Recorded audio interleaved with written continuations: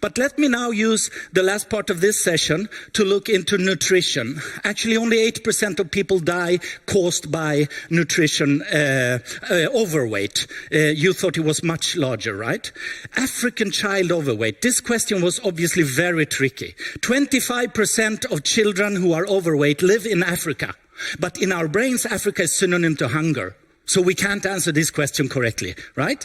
It's just simple math. You could do it at home. Let me finish with this climate insight, which is absolutely amazing. Perceiving climate as a threat. 73% in the US perceive it as a threat. This is how you answered.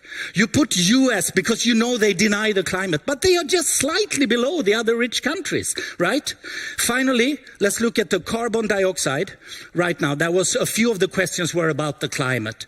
Because of course, over time, while the child mortality was dropping down, carbon dioxide went up at the right end of the income scale. This is what it looked like in 2022. The last 20 years, US and EU actually declined CO2 emissions, like what we've been aiming for. We succeeded. Nobody knows that. We never talk about success, neither in child mortality nor in carbon dioxide.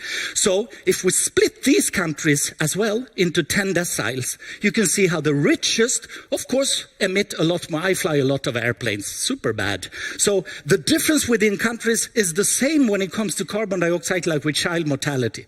So I want to show the big picture of the world and make sure when we discuss future of health, we shouldn't have the whole world distorted in our heads, because then the discussion is useless, right?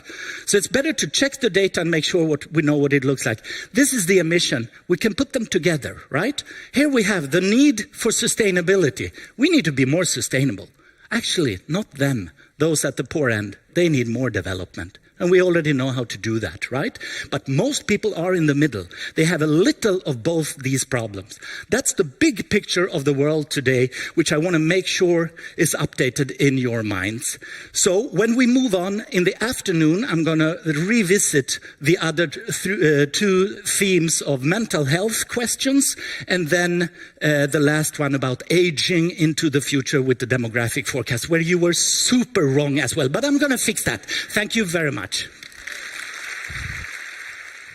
And now we're changing direction again, going towards mental health. Of course, nothing is unconnected, and particularly during the pandemic, infectious disease very much led to a crisis in mental health.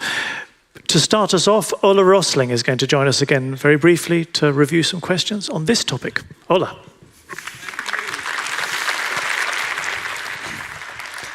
So back again to my questions. The reason it takes too much time is because people speak too slow. I think you understand that by now. Here are the mental health questions that you answered. The first one, just quickly. What share of humanity are diagnosed with depression according to WHO? Correct answer, 5%. But when we want to care about people, we don't want to neglect it, so we exaggerate it in our minds. Next question. Actually, the data about depression first. This is the Lancet paper about prevalence of depression caused by the COVID pandemic. I just wanted to highlight the data problem. There's huge uncertainty. This is their estimates, and here is the underlying data. Yeah, you're laughing at it. It's a peer-reviewed scientific paper. We need to be a bit more careful, sorry. Next question. What happened to suicide rate globally, age-adjusted, during the last 20 years? Did it go up the same or down? And of course, you don't want to neglect the suffering of people who end their lives, right? So what I'm asking is, did the trend go like this, or in the middle, or down? Correct answer on most of my questions is the positive answer, because that's where people are most wrong, right? And actually, I was surprised. So we contacted like 3 or 4 suicide researchers, even to dare to show this, because it feels so counterintuitive. As long as we know that suicides are increasing somewhere, here are your results, right? And they are increasing somewhere. That's actually the real line.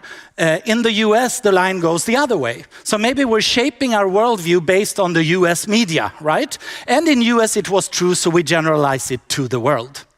Now, suicide is terrible, and most mental health is difficult to get the audience to laugh, right?